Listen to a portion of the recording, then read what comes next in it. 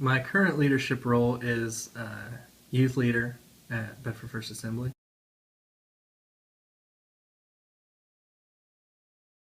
Mainly entails, making sure services on Wednesday nights for youth is ready to go, teaching something, a word that God gives me, that sort of thing.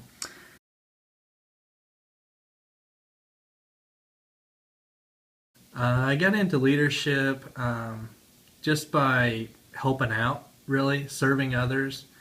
And by doing that, they've asked me to come and other people have asked me to come and do other things and mainly just start leading. And it's all about serving. So.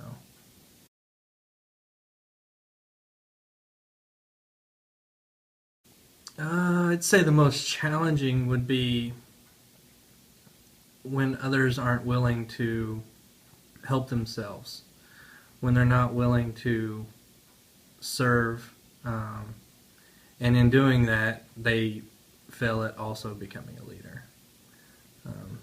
So that's the most struggling thing, most frustrating thing is whenever they try to go off and do their own thing rather than being a part of something else.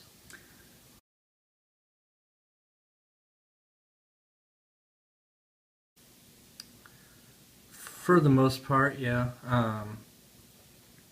It's hard to, but once they realize that you're looking out for them and that you want the best for them, then they realize that that's something to be a part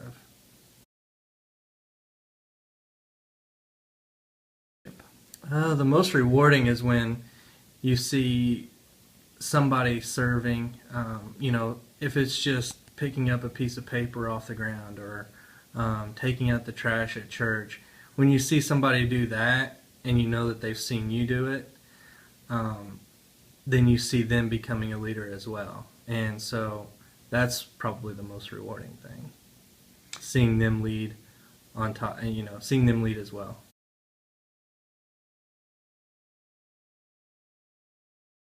Be yourself. Because, Jesus himself said he didn't come to be served, but to serve. Mm-hmm. And if you are the servant and you be yourself, then that's what it's all about.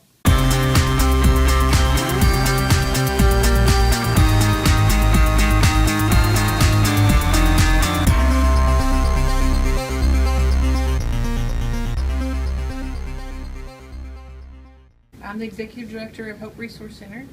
We're a pregnancy/family resource center in Bedford, Indiana.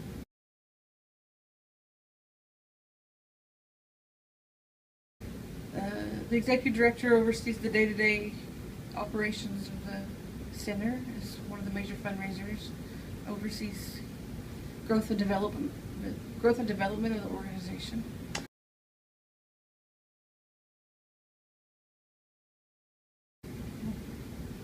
Well, a friend of mine asked me to be on the board for the center many years ago and said she thought I'd be something that I could help at and serve. And so I did, not really having any clue what we did. And so served on the board for a year or two and helped just with events and things. And then I had to do an internship to finish my bachelor's degree.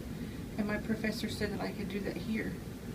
And so that helped me out so I didn't have to drive to a big city. So anyway, once I was here and saw the day-to-day, it felt like I knew that God wanted me to be here and serve. And even though there was no position for me and they had no money, but unbeknownst to me, the two directors got together and discussed that they felt God wanted me here and came to me and said they felt I was supposed to be here. And so they stepped out on the limb and went to the board and said, we think Marcy needs to be here. And they voted me on.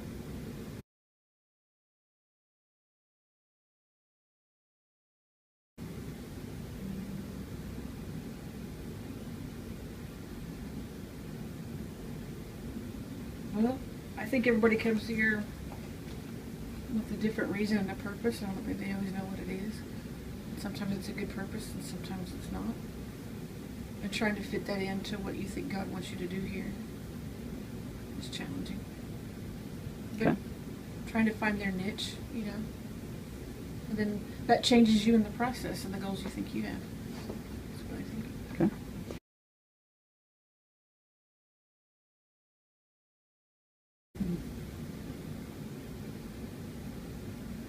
Well, if I can go home and say that I was pleasing to the God, that's the most rewarding aspect. That way it doesn't matter what happens during the day. But if I feel like He's pleased, then I feel like I'm doing a good job. So, faithful to what I know He wants us to do, and no matter what that is, and faithful to serve others and help them in their journey, whether it's a client or a volunteer. To me, but it's helping the girls. It's the girls, the teenagers that we've helped that wouldn't come in and talk to me, and then 2 years later come back and say, "You're the first person I thought of." It's the most rewarding Cool. part.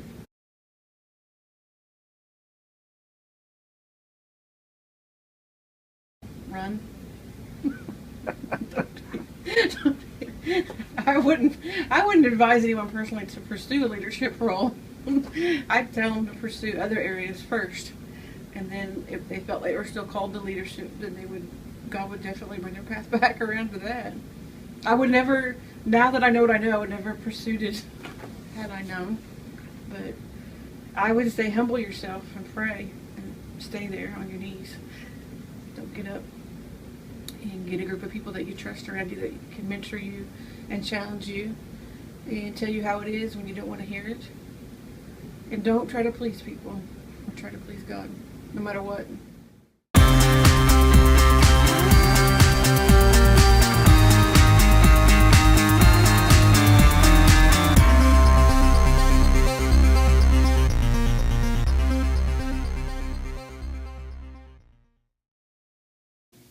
My name is Ned Skinner. I own and president of a construction company in Bloomington, Indiana.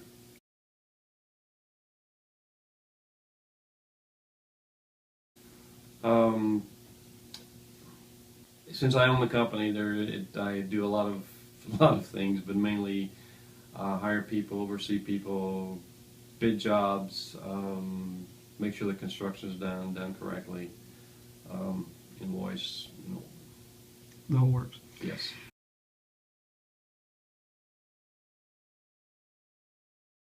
I have a secretary office manager, which is in the office with me. I have presently 6 employees, anywhere from supervision to labor. Okay.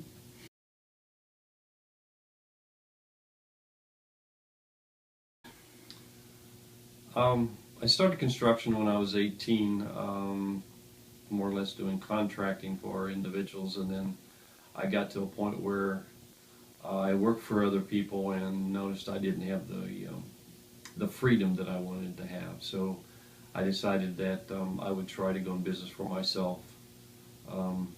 At the time, I was kind of forced to because I was not employed and I was looking for something to do. So I just decided to be in business for myself, and that's where I ended up. So.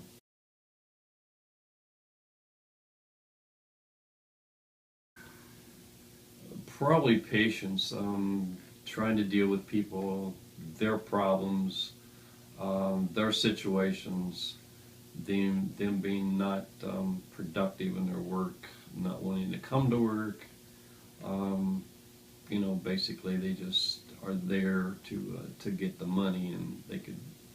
So it's really dealing with people and their personalities, and trying them to better themselves and better our company. So Great.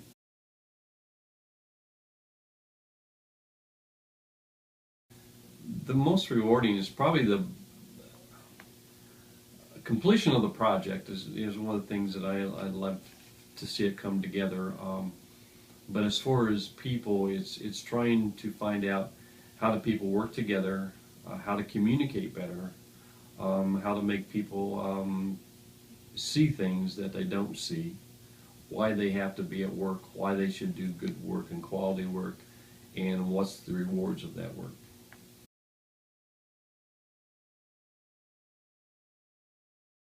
Usually is doing things to be an example for them. I go and sweep if it needs to be done, and I go and help them out. I always make sure that, when they do a great job, that they're appreciated for that. Sometimes it's through a bonus in their check, or most of the time it's a pat on the back and thanking them for doing a great job.